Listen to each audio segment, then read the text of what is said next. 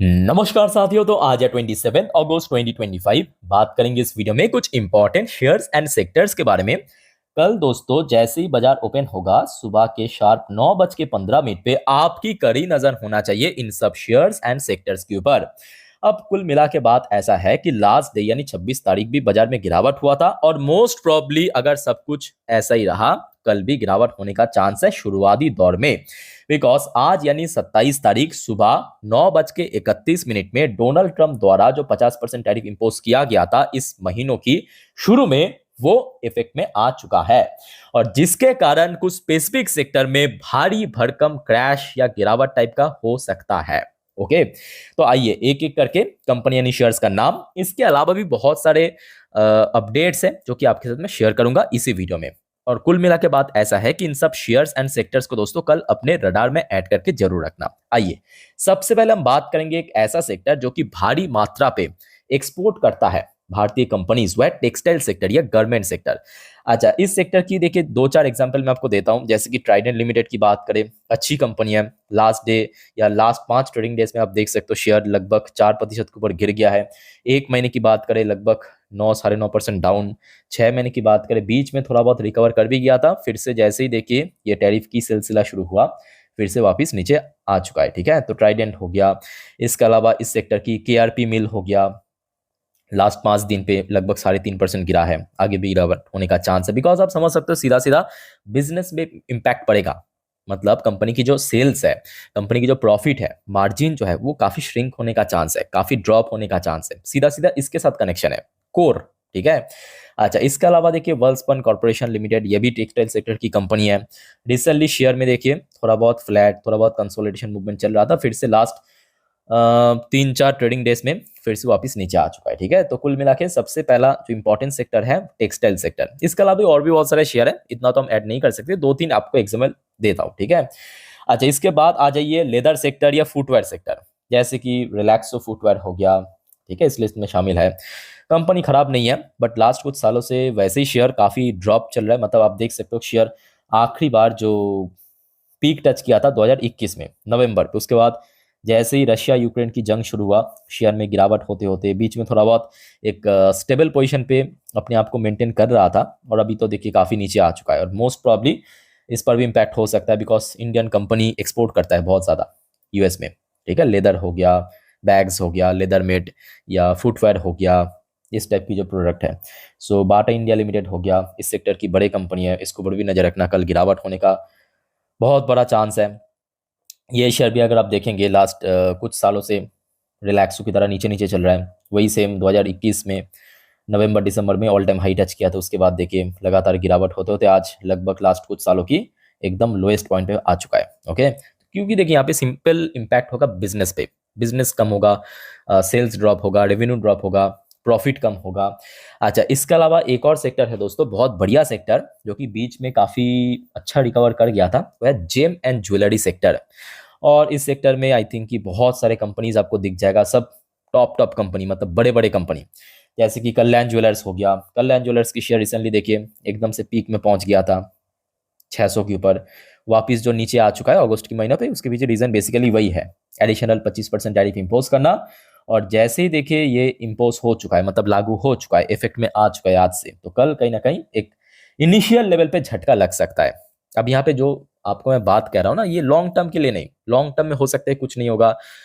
सरकार भी GST reform कर रहा है, डोमेस्टिक मार्केट को और ज्यादा सेल्स बढ़ाने की कोशिश कर रहा है, बट स्टिल इनिशियल स्टेज में या नियर टर्म बेसिस पे काफी अच्छा झटका लग सकता है। उसके लिए मैं बार बार कह रहा हूं मेंटली प्रिपेयर होके चलिए आप लोग कि ऐसा हो सकता है, और अगर ऐसा हुआ आपकी पोर्टफोलियो में भी गिरावट हो सकता है। ठीक है, इसके अलावा देखिए शेनको गोल्ड हो गया, पीसी ज्वेलर्स हो गया, इस लिस्ट में आप चाहे तो शामिल कर सकते हो। ठीक है, बड़े कंपनी में आप चाहे तो टाइटन को भी इंक्लूड कर सकते हो, बट टाइटन की देखिए और भी बहुत सारे बिजनेस है। अच्छा, इसके अलावा देखिए एक और सेक्टर है, वो है आपके ऑटोमोबाइल कंपोनेंट सेक्टर। ठीक है, इस पर भी काफी घातक इम्पैक्ट पड़ सकता है। वैसे शेयर जो है रिसेंटली थोड़ा बहुत रिकवर कर ही रहा था, बट फिर से इसमें ड्रॉप होने का चांस है। सोना बिल्डब्ल्यू हो गया, उनो मिंद्रा हो गया। उनो मिंद्रा तो बहुत बढ़िया चल गया था, मतलब अगर आप देखेंगे लास्ट एक महीने पे 19-20% चल गया।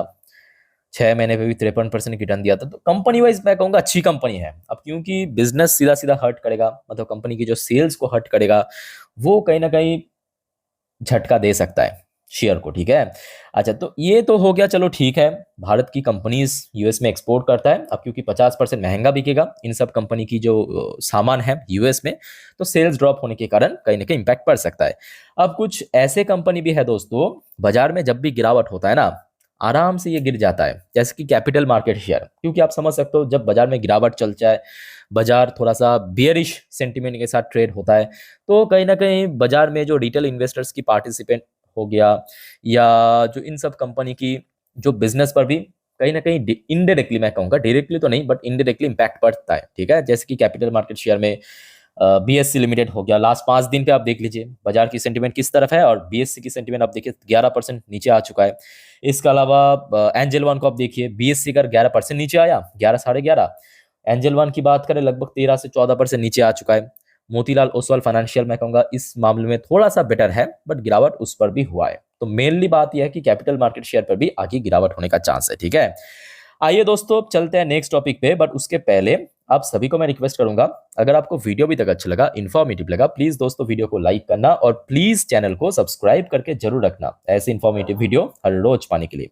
और याद रखना दोस्तों, आज रात की 10:30 की वीडियो मिस मत करना, जिस पर हम नेक्स्ट डे मार्केट प्रेडिक्शन, पूरे दिन की बाजार की अपडेट को अच्छे से एक्सप्लेन करेंगे, कवर करेंगे। उस वीडियो को तो मिस मत करना। और उसके अलावा रात की 12 बजे पे जियोपॉलिटिकल अपडेट भी आपको मैं दे दूंगा, ठीक है। तो ये 2 इंपॉर्टेंट वीडियो जो कि कल मार्केट के लिए बहुत वाइटल है, बिकॉज आप समझ सकते हो मार्केट की हालत कैसा है, मिस मत करना। अच्छा, एक दोस्तों मैं आपको रिपोर्ट दिखाना चाहता हूँ, ये भी आज दोपहर की रिपोर्ट है, यहाँ पे आप देख सकते हो 27 अगस्त की रिपोर्ट है, दोपहर। Block deal, so last day actually एक ब्रोकरेज फर्म है बीएनपी परिवास, ठीक है, कुछ मोटा स्टेक सेल किया है कुछ स्पेसिफिक शेयर्स में, तकरीबन 3,000 करोड़ के आसपास टोटल, ठीक है। तो इन सब शेयर के ऊपर भी नजर रखना। इनिशियल स्टेज में मैं कहूंगा कि थोड़ा बहुत इंपैक्ट पड़ सकता है, ठीक है, बिकॉज ऑफ मार्केट की सेंटीमेंट अगर वीक रहा, जैसे कि स्विगी हो गया, विशाल मेगामार्ट हो गया, अच्छी कंपनी है स्विगी ना, विशाल मेगामार्ट की मैं बात कर रहा हूँ, या वड़े एनर्जी हो गया, अच्छी कंपनी है, बट इन सब शेयर में कहीं ना कहीं थोड़ा बहुत इंपैक्ट पड़ सकता है, ठीक है। आइए उसके बाद हम बात करेंगे एक और कंपनी जिसके ऊपर मैं आपको लास्ट डे अपडेट दे दिया था, इटर्नल। तो यहाँ पे मुद्दा ऐसा है कि जीएसटी डिपार्टमेंट की तरफ से टोटल 40 करोड़ की जीएसटी डिमांड की नोटिस भेजा है। अब कंपनी की प्रॉफिट भी उतना नहीं होता है, और ये भी एक बहुत बड़ी बात है कि कंपनी की अगर आप देखेंगे लास्ट कुछ क्वार्टर में सेल्स तो बढ़िया ग्रो कर रहा है, रेवेन्यू इंक्रीज हो रहा है, बट स्टिल प्रॉफिट कितना, 90% डिक्लाइन, मार्जिन कितना, 94% डिक्लाइन। इसके पीछे रीजन कहीं ना कहीं दोस्तों हाई टैक्स पे करना है। और हाई टैक्स पे क्यों कर रहा है, क्योंकि शुरुआती दौर में, क्योंकि ये पुराने, मतलब ये आज की नहीं है, ये जीएसटी डिमांड नोटिस भेजा है ना, ये 2017-20 की स्टोरी है, उस टाइम पे नहीं दिया था, अभी देने की कागज में आ चुका है। सो कल इसको ऊपर नजर रखना, ओके। अच्छा, इसके अलावा देखिए सन फार्मास्यूटिकल की शेयर वैसे तो लास्ट डे थोड़ा बहुत नीचे क्लोजिंग दिया, बट रिसेंटली एक ब्रोकरेज फर्म ने इसको डाउनग्रेड किया, ये बात भी सही है, ठीक है। तो कल इसको ऊपर भी नजर रखना। इसके अलावा देखिए कुछ अच्छी न्यूज भी है। अब मेरे बात को ध्यान से सुनना, ऐसा नहीं कि हर एक शेयर में कोई खराब न्यूज, नेगेटिव, ऐसा बात नहीं है। कुछ कुछ शेयर के पीछे अच्छी वजह भी है, जैसे कि देखिए ओएनजीसी को अपडेट ऑलरेडी मैं आपको दे चुका हूँ, अच्छा न्यूज आया था। लेट्स सी कल कैसा रिएक्शन मिलता है। इसके अलावा देखिए प्रोटीन ई गॉफ टेक्नोलॉजी, लास्ट डे ये शेयर 8% चला भी था, कंपनी की बिजनेस को काफी इंक्रीज कर सकते हैं, जो अपडेट आया था, तो इसको भी नजर रखना। अच्छी न्यूज था। अब देखिए बाजार अगर अल्टीमेटली खराब रहा तो किसी के हाथ में कुछ भी नहीं है ना अल्टीमेटली। अच्छा, इंडियन ऑयल कॉर्पोरेशन हो गया, इसको ऊपर भी नजर रखना, इस पर भी एक अच्छा अपडेट आया था, जो ऑलरेडी मैं लास्ट डे अपडेट दे चुका हूँ। और दोस्तों याद रखना एक और बात, देखिए आज हो सकता है कि गणेश जी की पूजा की वजह से इंडियन मार्केट क्लोज था, बट याद रखना आज रात में यूएस मार्केट ओपन होगा, और कुछ ऐसे कंपनी की शेयर है जो कि यूएस मार्केट में ट्रेड होता है एडीआर वर्जन में, और वो कहीं ना कहीं निफ्टी की एक बहुत अच्छा वेटेज कैरी करता है एडीआर वर्जन में, ठीक है।